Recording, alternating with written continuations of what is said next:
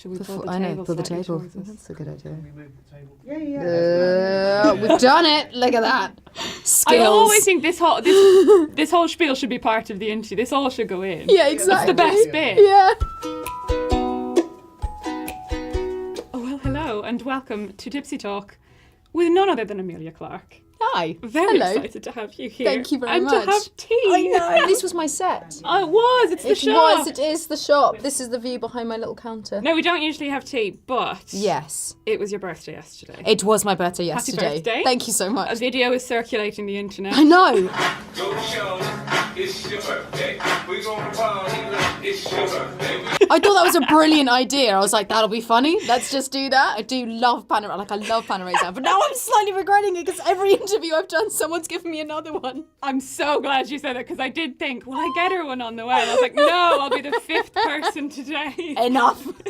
Stop it. We can't eat any more panoramas. Funny enough, that's what I was eating when I saw this film. Oh, nice. What a good, choice. segue. What a That's good segue. very good. Well, I was That's very also, good. you're not allowed food in these screening rooms, so I was like, I No. snuck it into a I little bit. always sneak food into screening rooms. So Okay. usually we get a little tipsy. Oh, you're very quite nice. lovely. I'm going to look at that. To be fair, my favourite part of my job is just having wonderful people serve me There we drinks. go. This is great. I Look do at have this. catering experience. Do you know. indeed? Oh, When yeah. was this? When I was before drama school and then after drama school when I was unemployed. Do you That's take milk, when Emilia? I shan't. No, I might just have it without just milk. love Yeah. it. Before and after drama school, I did a million different jobs, and catering was absolutely one of them. How did you find that? Yeah, it was all right. It was good when you were so broke you couldn't afford dinner, because then when you're doing the canapes, I don't know if anyone knows this, but if you're at a fancy event and you've got someone passing around the canapes, if there's one left, you can't walk around with it. So you have to take it back to the kitchen. So I would get to the point where I'd be like, you want that one? No, you don't? Great, because I'm going to have mine. I didn't Yeah. know this. What an interesting role. Yeah. But it prepares you for the real world, I think. does. And then when you go on to do other things, and it also I think does. keeps you a bit grounded, because then obviously you go off out into the world and you become Emilia Clarke as we know and love today. And I think there's something nice about kind of having that grounded experience. Yeah. But then you're always going to treat everyone on set the same. And Yeah, my dad was in the was a sound designer for the theatre, so I was raised by someone who was in the crew. So Right. I was raised to just that it's just like just be as professional as Yeah. you can. You are the least important person on that set. Don't behave like you're anything else. But we're here to talk about Last Christmas, obviously. Yes. Ta-da. Now I'll confess something. Yes. I'm a bit of a cynic. Okay. They'll know. So I went in feeling like We had to- Christmas we had to- schmaltz. yeah. Oh, I don't know. And Yeah. I came out melted. Oh, good. You melted me. Thank It's you just so much. Very warm. Yeah. It just feels very warm. Was Oh, it like that on good. set? It was.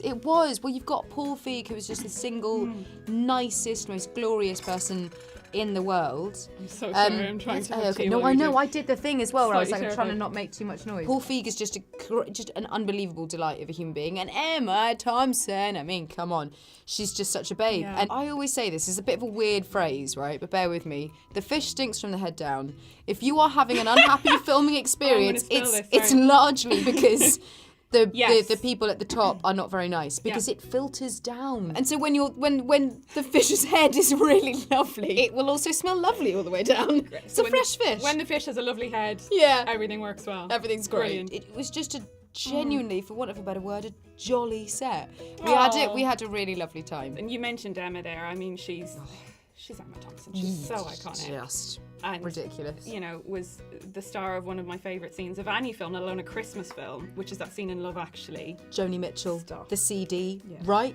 I know, and she just.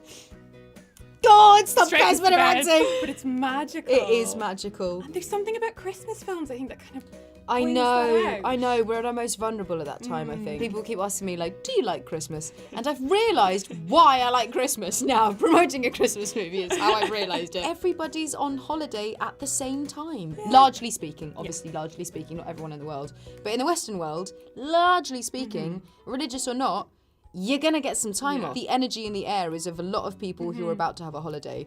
And I don't know, and then we're all in it together. Even when you're working, there's something quite nice. Yeah. And it can be absolutely lovely. And as I said, this melted my heart. And it's very funny. Thank you. It's very I was Thank you. properly laughing out loud. And Oh, good. It doesn't take itself seriously, you know, it's very light and it's very fun. And then it tackles some quite big issues as well. Emma and Greg couldn't write anything that wasn't in line with their political beliefs, and I think what it does is it's all of this With the Christmassy vibes. Schmaltz. Oh, the jolly, jolly goodness. But then it's also reflecting Brexit. It's reflecting today. Yeah. It's reflecting hate crime. It's reflecting, you know, being an immigrant in London. We do sneak all of these kind of slightly bigger messages into this like, Merry Christmas! There's a lot in here. Dive in.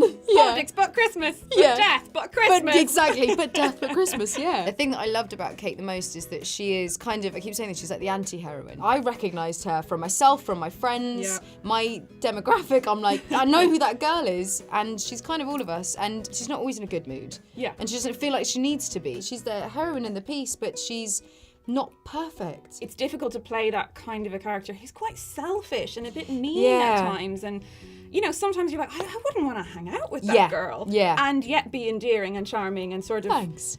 You're welcome. Acting. Which is my job, Hazel. That's what I do. It was just getting to grips with all of the reasonings behind it, and I think that's, I don't know, that's a lesson that I've learned in life 100%, is that you meet someone and they're in a bit of a bad mood. You have no idea what they've been Yeah. through. You have no idea what has made that happen. And if we had, all of us had a little bit of kind of generosity of spirit when you see people, to not just cut them off straight away, then you might get that back for when you need it, for when you're like, I'm having a bad day. Bit of compassion. Bit of compassion. That's all. There we go. Was it nice to make a film where you were like, this is important.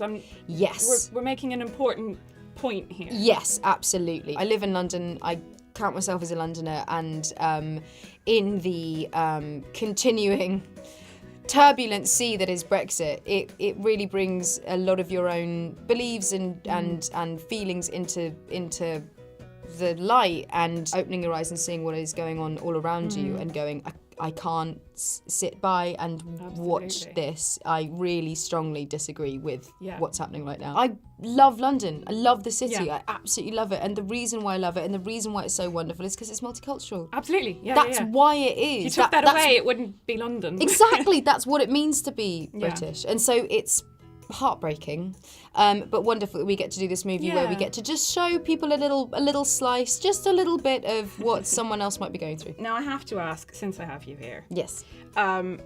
Mother of Dragons and all that. I mean, Yes. it is difficult to sit and look at you and not see her. Yes. Which is so strange. Having read the books and known Khaleesi, and then Yeah. you portrayed her so beautifully. I see you there, and you're Yeah. in this lovely brown suit, but you're still her. Is there a part of you that chooses to do this kind of a film to make a departure from Well, it's the funny. hell of Westeros? I know. Yeah, we left it burning, literally. It's really funny because with Game of Thrones, I'm not like Khaleesi. No, I didn't assume. Don't No. worry. It's so funny because I do these other things, and like I did Me Before You, and every hiatus that I had, I'd do a movie Yeah. pretty much. It was ridiculous. Mad. It was sometimes a bit stupid. Yeah, I was doing a lot of acting in Game of Thrones. Like there was a lot of Oh, acting you acted going your on. ass off. Don't get me wrong. I know you did. So then doing stuff like this is like, yeah, that's cool. I can do that. That's great. Is I feel Kate like I slightly can- easier to identify Yes. with than Khaleesi? Yeah. Don't get me wrong, Khaleesi is etched in my heart and she's in my bones, and I will be taking her to my deathbed with me for sure. But Game of Thrones ended and this came along and I was like, oh yeah, that'll be nice. Was it nice to film here and not have to do all the travelling? It was amazing. Filming in London, it was just magic to be able to do the job that I love so much in places that felt like home, and you're like, this is cool. I did one scene with Em in Leather Lane that was over the road from my drama school, and I literally was like, if only my drama school self could see me now.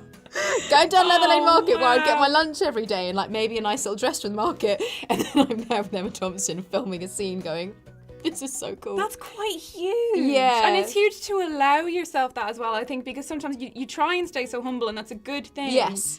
But sometimes you almost wish you could go back to your past self and be like, it's all right. You're gonna be all right. You're gonna be It's all gonna be right. okay. What a nice note to Thank end you. it on. Things are going to be all right. They're gonna be all right. They're gonna be all right. We, we have it here officially, I think. Yes. That's been Tipsy Talk. Thank you so much for watching. Thanks.